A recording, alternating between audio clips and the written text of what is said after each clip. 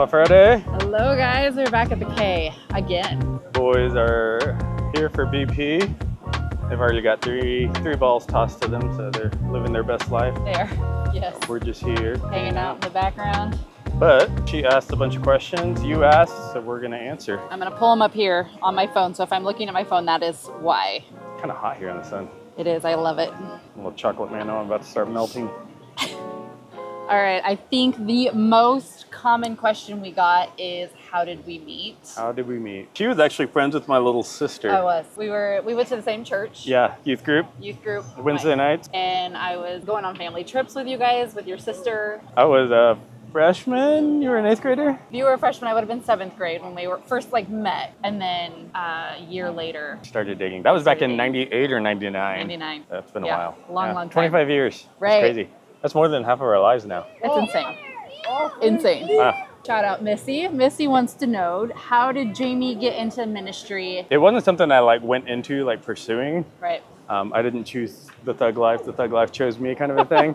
I started full-time ministry in 2004. I was a video editor for a church. They took all of their services and posted them on, actually I was gonna say online, but that wasn't the thing back then. It was on TV. It was actually on TV, so they had a broadcast ministry. I started out as a video editor. Yeah, that was my foot in the door, helped out with worship. But even before that, even as a teenager, you were leading worship at our church. Yeah, I was involved in student leadership.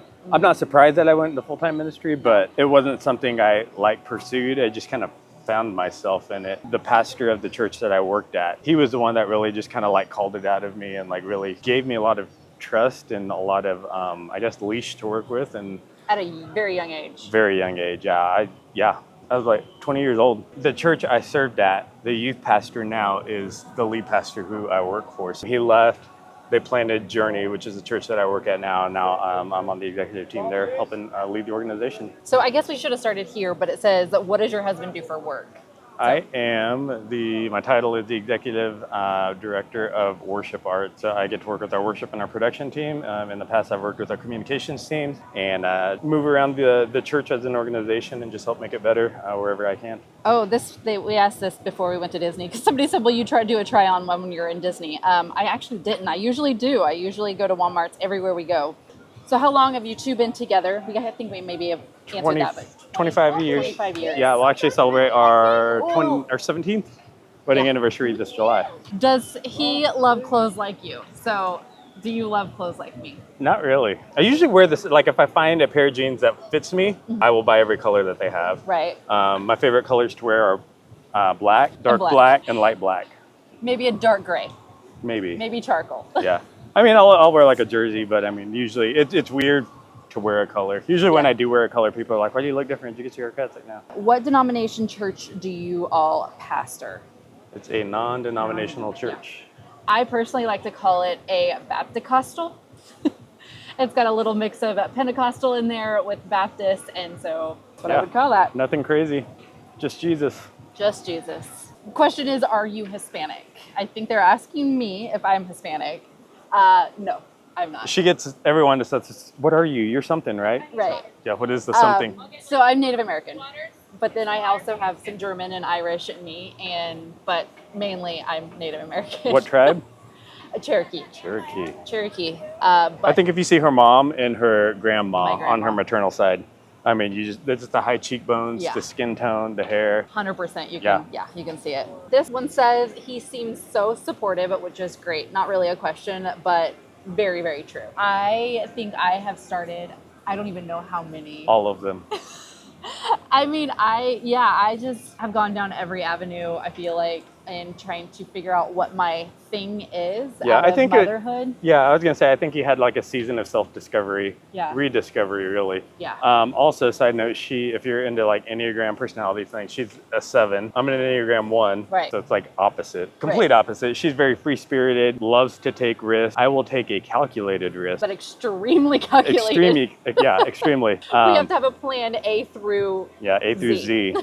But she's just fly by the seat of her pants. She's got no hesitation just throwing herself out there to the world. Me, it's I got to think about it. Yeah, I don't fear failure. Then I might, Me, I hate to fail. But yeah, so I think she just went through a season of rediscovery after being a stay-at-home mom for 10, 13 years. Yeah. Just tried to find her thing, and once she found her thing, it's kind of like, all right, here we go. But yes, very, very supportive, and I'm extremely thankful because, I mean, there's no way that I would have been able to do all of that if he hadn't been supportive and just been like, okay, yeah, go ahead and discover yourself. Yeah, it just takes a lot of communication, really. So it's like, what are you doing now? What do you need from me? How can I support you? How do you get your hubby to cook for you? You have to be awful at cooking. You guys, I'm just not good at it. Like I try.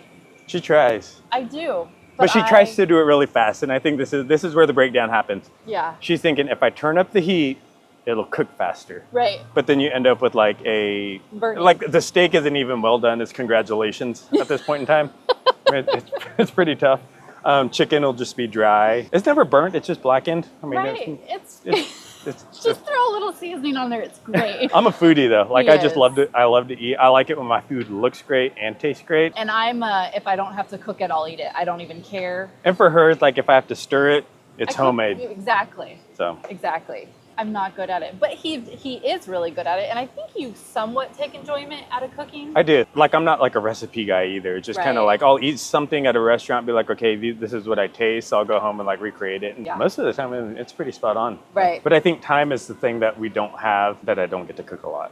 Sure. So it's like if I do cook, it's Saturday morning. I'll wake up super early, hit the gym, go for a run, come home, and just like turn on the griddle and like cook anything and town. everything. Yeah. Yeah. So Kids love, they call it a big bussin' breakfast on Saturday mornings. And so like we just have it like- all. it's a Huge spread. Yeah. Okay, the next one is you have so much amazing energy. Is his level up there too, or is he the calm one? Both? I would say both for sure. Yeah. I mean, I think he has more calm than I do. He Yeah. knows how to manage it better, I guess. Yeah, I'm really big on energy management. Yeah. So like I know when to reel it in and kind of regulate myself, but at the same Right. time I know when to turn it on when Yeah. I need to turn it on. So And I don't. I just have just go. Go. Yeah. Yeah, but I'm the early bird. She's I the know night you. owl. So I usually waking the first one up for school. He's got to be at school by 7:30. So That's when I don't have energy. Right. I have zero energy in the morning. Like I am not a morning person at all. my alarm goes off at 3:50 in the morning. By 5 o'clock, I'm working out. 7:50 is too early for me. And Yeah. that's when I have to get up in the morning. So Opposites attract, I guess, right? yeah, for sure. What does he actually do? Which we already talked about that. And how does he feel about his whole life so public now, I guess, with my job? But Yeah. I'm in full-time ministry at a large church here in Kansas City. I think with that territory, so I would say it's not really anything that I'm not used to at this point in time. Pastors, influencers, I mean, we're human. right. We're people. When people make comments, on a post, oh my gosh, you're ugly, oh my gosh, did you gain weight, oh my gosh, that was terrible, whatever. It's kind of like, hey, we have feelings too. It's good. Have you ever struggled with an ED, and how have you overcome it? Yeah, I have. I would say I struggled with an ED for, gosh, I would take it back till when I was 10 years old, honestly. I can remember just a body dysmorphia, I think, is really what I struggled with when I was younger. Just seeing my body and then my friends' bodies, and I would compare them, and it would take a really big toll on me. And then as I got older into middle school, I developed bulimia, struggled with anorexia, binge eating, all of it. I would say I have it managed well now. But I haven't overcome it. It is a daily battle for me, to know. And sometimes, some days are easier than others, but sometimes I still have to make a conscious effort of saying, okay, I feel myself going into this, and so I am going to eat the scary foods, or I have safe foods and scary foods that I deal with. But it's just a very conscious effort that I have to put forth, and it's a daily battle still. What is the hardest thing you have had to deal with in your marriage? I would say death and depression. Yeah. For me, in, 2012, 2013, I had a really rough year. Very, very depressed. Was on antidepressants. It took me about a year before I decided to get help. Yeah. But yeah, and even then it took about 6 months. I mean, just actually from getting help, talking to a counselor, seeing my doctor, getting medicine. It took about 6 months for me to finally snap out of it and feel like I was myself again. So that was a pretty heavy season of, I think, our life. We just had Josiah. It was tough. But it's funny to watch, or not funny, but it's cool to see So we, in that period of time, we had actually moved back home to Central Kansas, and we were around family. And that was a really hard move for me, just because we had moved to Kansas City, and I never wanted to go back to Central Kansas. We'd been here for what, 10 years? Yeah, we had been in Kansas City for 10 years, then we moved back home. And I knew God was calling us there, but I didn't know why. And so I was like, God, what in the world? Like, why would you take us back to Salina, Kansas? Right. And then it became very apparent, like God knew what was going to happen and knew that we needed to be surrounded by our family and our loved ones in order to survive that season of life. Right. It was just really an eye-opening experience of like, God's got us and he knows what's best, even when we don't want. Even when you want to fight it. Yeah, for sure. No doubt. And death. And death. After losing my brother. And then that was a really hard time on me. I don't know that I would say I was depressed.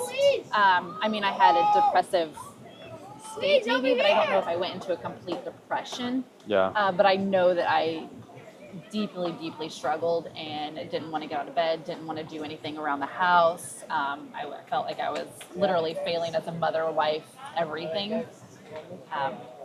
But yeah, that was a deep struggle as well. This is just a very traumatic experience. I mean, it was the literal call in the middle of the night. Oh my gosh. I was in bed. I was asleep. Actually, yeah, we were both asleep. Phone rings. She goes to the bathroom and she answers it, so she didn't wake me. But I could hear her mom wailing over the phone, Justin's gone, Justin's gone. And then she just started, I would say, howling. I mean, it's just a sound that just comes from just the pit of your being. I don't know how to describe it. I know. I mean, it just like when you hear it, you just know it's not good. Something, yeah. It was 12 o'clock at night, I think. Mm-hmm. Like literally 11:30, midnight. Yeah.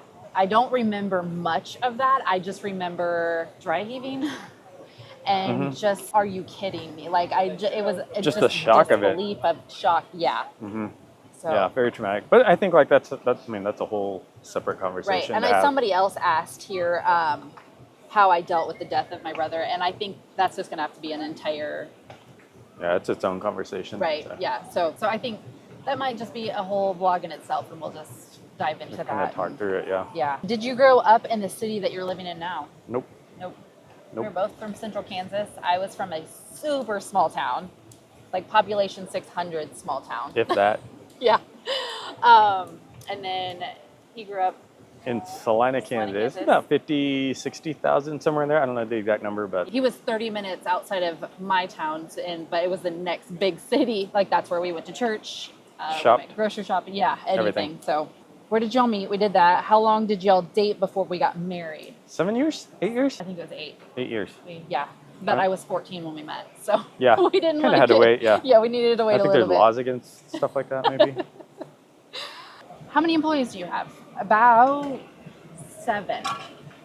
Yeah, mostly part-timers. Yeah. Yeah, a lot of part-timers, but just to like keep things running while I try to work on 2 businesses. How do you manage as a family to be in the spotlight with your blogs, etc.? We keep our kids off. Yeah, we try to keep it mostly about her. I mean, I'm here every once in a while. Kids are a no-go for us. Right. I mean, it's just a decision that we've made. Sorry, not sorry. Yeah. For me, it's like we have a 14-year-old and an 11-year-old, and what they would think was cool now, they could put out on social media, and then in 3 years, they would be completely embarrassed mortified, by it. yeah. And so, like, I just don't even want them to have to even worry about that. So, and the internet's not a nice place. Right. So. But like even this puts them in a unique position. It does. Our oldest had a teacher that announced to his entire 7th grade class that I was on TikTok. And so all of his little guy friends follow me now. It's just like we have to have those hard conversations with the schools, and that Just part of it. Yeah. A lot of the same thing over and over right. again. A ton of how did you guys meet? How long have you guys been together? What does he do? What does Jamie do? What about your kids? How old are you? All right. Well, thanks, guys. We're going to watch the Royals play. See ya. Love you.